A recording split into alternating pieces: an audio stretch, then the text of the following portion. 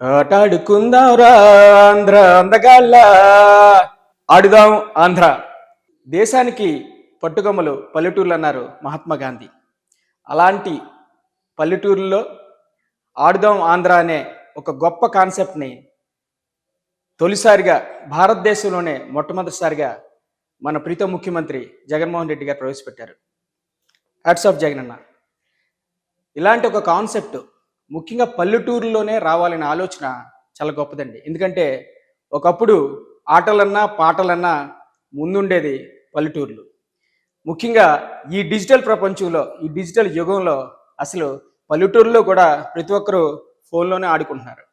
So ఇది కాదు జీవితం. మళ్ళా మన సంస్కృతి, ఒకప్పుడు మన ఆటలు పాటలు రావాలని చెప్పి ఈరోజు ఆడుదాం ఆంధ్ర అనే ఒక గొప్ప కాన్సెప్ట్ని ఆంధ్రదేశం మొత్తం ప్రతి పల్లెటూరులోనూ చిన్న పెద్ద అనే తేడా లేకుండా ఆటలాడాలి, పాటలు పాడాలి అనే ఉద్దేశంతో సొంతంగా రాష్ట్ర ప్రభుత్వమే వారికి తగ్గ ఆడటానికి తగ్గ అన్ని సౌకర్యాలని అందజేసి ఈరోజు ఒక పండగలాగా, అంటే సాధారణంగా సంక్రాంతి పండుగ 14, 15, 16 తారీఖులో వస్తుంది.